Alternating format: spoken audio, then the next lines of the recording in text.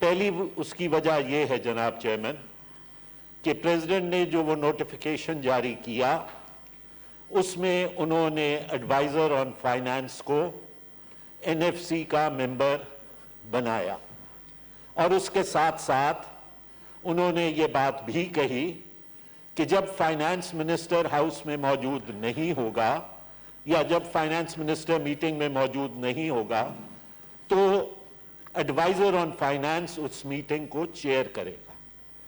پہلی بات تو یہ ہے کہ ایڈوائزر آن فائنانس اس کمیشن کا ممبر بن ہی نہیں سکتا، اور وہ میں آپ کو آرٹیکل 160 کلوز 1 پڑھ کے سنا دیتا ہوں۔ Within 6 months of the commencing day and thereafter at intervals not exceeding 5 years, the President shall constitute a National Finance Commission, اور اب یہ ہے operative part جناب چیئرمین، consisting of کون؟ the Minister of Finance of the Federal Government۔ اس case میں Minister of Finance of the Federal Government جو ہے وہ Prime Minister ہے، he holds the portfolio۔ اس کے بعد کون ممبر ہوگا؟ the Ministers of Finance of the Provincial Governments، صوبائی وزیر خزانہ اس کے ممبر ہوں گے، and such other person as may be appointed by the President after consultation with the governors of the provinces، یعنی کہ وہ ممبران جو unofficial members ہوتے ہیں ایک ایک ہر صوبے سے، پریزیڈنٹ مشاورت کے بعد گورنرز سے یعنی چیف منسٹرز کے تھرو ان کی ایڈوائس پہ وہ ایک ایک ممبر کو کریں گے۔ لہٰذا ایڈوائزر کی کسی قسم کی کوئی گنجائش اس میں نہیں ہے۔ صوبہ سندھ نے اس پہ خط بھی لکھا اور پرائم منسٹر صاحب کو کہا، لیکن اس کا جواب آج دن تک چیف منسٹر سندھ کو نہیں ملا۔ ایک فالو اپ لیٹر بھی لکھا۔ دوسری جو بات میں آپ کے سامنے رکھنا چاہ رہا ہوں جناب چیئرمین، جس لیے وہ اللیگل ہے، کہ اس کی جو پہلی 3 شکیں ہیں وہ درست ہیں اس نوٹیفیکیشن کی۔ پہلی 3 شکیں درست ہیں کیونکہ وہ کنفارم کرتی ہیں کلوز 2 آف آرٹیکل 160 کے ساتھ، یعنی کن چیزوں کے اوپر وفاق ڈویزبل پولز سے ریکمنڈیشنز این ایف سی دے گا، وہ درست ہے۔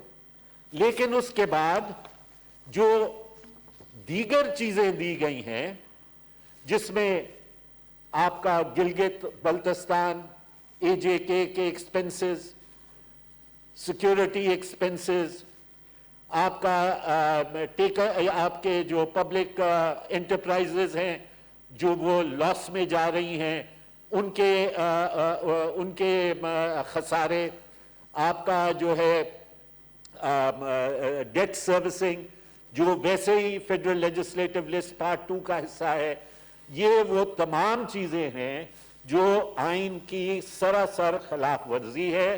اور کیونکہ یہ ہاؤس آف دا فیڈریشن ہے، آپ کے توسط سے میں یہ بات یہاں پہ رکھنا چاہتا تھا۔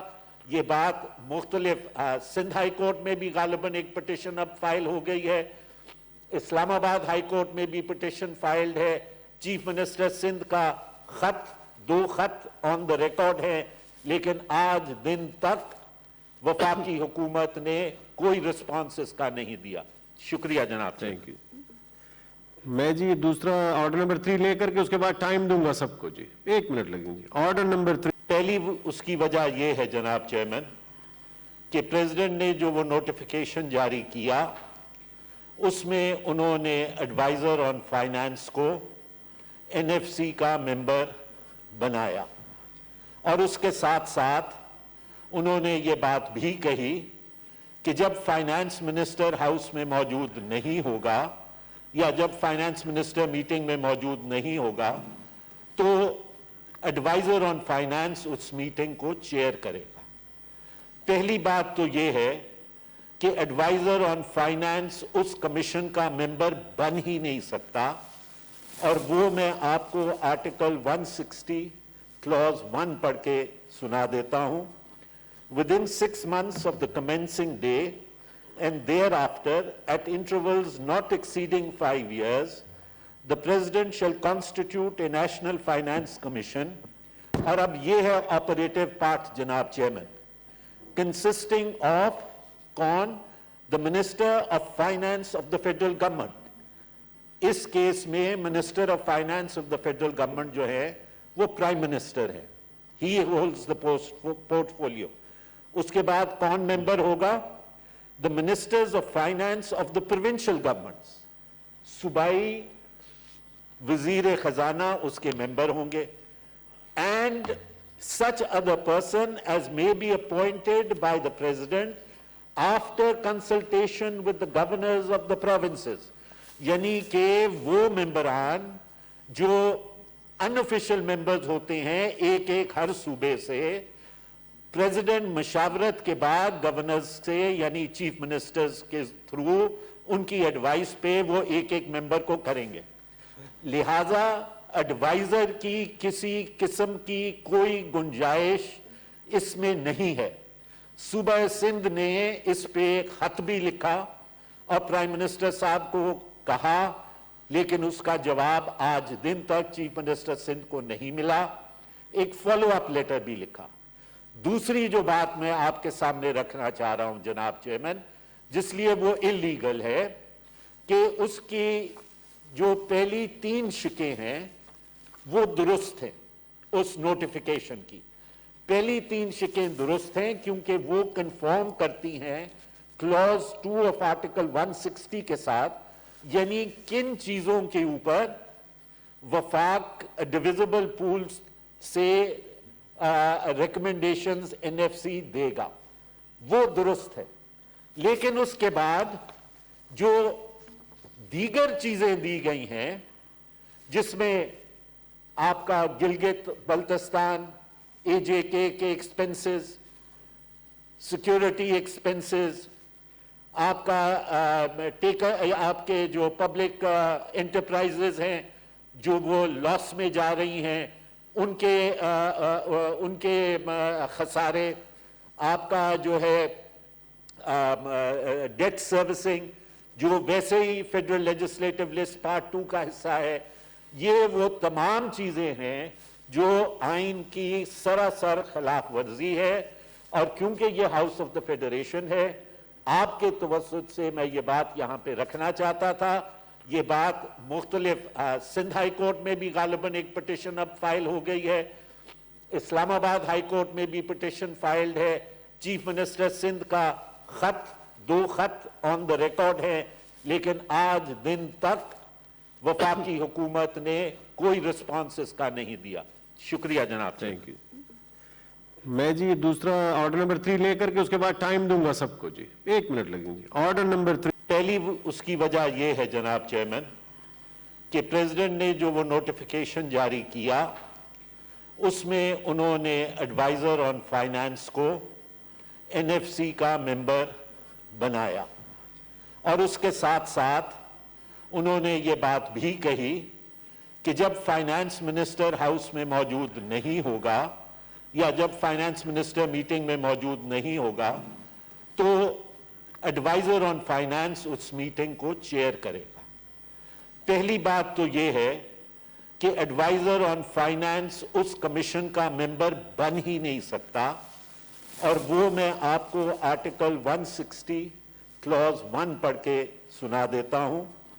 Within 6 months of the commencing day and thereafter, at intervals not exceeding 5 years, the President shall constitute a National Finance Commission, और अब ये है ऑपरेटिव पार्ट जनाब चेयरमैन, consisting of कौन? The Minister of Finance of the Federal Government. इस case में minister of finance of the federal government जो है वो प्राइम मिनिस्टर है, ही होल्ड्स द पोर्टफोलियो. उसके बाद कौन मेंबर होगा? The ministers of finance of the provincial governments. सूबाई वजीर खजाना उसके मेंबर होंगे. And such other person as may be appointed by the president after consultation with the governors of the provinces. यानी कि वो मेंबरान जो अनऑफिशियल मेंबर्स होते हैं एक एक हर सूबे से, प्रेसिडेंट मशावरत के बाद गवर्नर्स से यानी चीफ मिनिस्टर्स के थ्रू उनकी एडवाइस पे वो एक एक मेंबर को करेंगे। लिहाजा एडवाइजर की किसी किस्म की कोई गुंजाइश इसमें नहीं है। सूबा सिंध ने इस पे खत भी लिखा और प्राइम मिनिस्टर साहब को कहा, लेकिन उसका जवाब आज दिन तक चीफ मिनिस्टर सिंध को नहीं मिला। एक फॉलो अप लेटर भी लिखा। दूसरी जो बात मैं आपके सामने रखना चाह रहा हूं जनाब चेयरमैन, जिसलिए वो इलीगल है, कि उसकी जो पहली 3 शिकें हैं वो दुरुस्त हैं। उस नोटिफिकेशन की पहली 3 शिकें दुरुस्त हैं क्योंकि वो कंफर्म करती हैं क्लॉज 2 ऑफ आर्टिकल 160 के साथ, यानी किन चीजों के ऊपर वफाक डिविजिबल पूल से रिकमेंडेशंस एनएफसी देगा, वो दुरुस्त है। लेकिन उसके बाद जो दीगर चीजें दी गई हैं, जिसमें आपका गिलगित बल्तिस्तान एजेके के एक्सपेंसेस, सिक्योरिटी एक्सपेंसेस, आपका आपके जो पब्लिक एंटरप्राइजेस हैं जो वो लॉस में जा रही हैं, उनके खसारे, आपका जो है डेट सर्विसिंग जो वैसे ही फेडरल लेजिस्लेटिव लिस्ट पार्ट 2 का हिस्सा है, ये वो तमाम चीजें हैं जो आइन की सरासर खिलाफ वर्जी है। और क्योंकि ये हाउस ऑफ द फेडरेशन है, आपके तवस्सुत से मैं ये बात यहां पे रखना चाहता था। ये बात मुख्तलिफ सिंध हाई कोर्ट में भी गालिबन एक पिटिशन अब फाइल हो गई है, इस्लामाबाद हाई कोर्ट में भी पिटिशन फाइल्ड है, चीफ मिनिस्टर सिंध का खत 2 खत ऑन द रिकॉर्ड है, लेकिन आज दिन तक वफाकी हुकूमत ने कोई रिस्पॉन्स इसका नहीं दिया। शुक्रिया जनाब। Thank you. मैं जी दूसरा ऑर्डर नंबर 3 लेकर के उसके बाद टाइम दूंगा सबको जी, 1 मिनट लगेंगे। Order number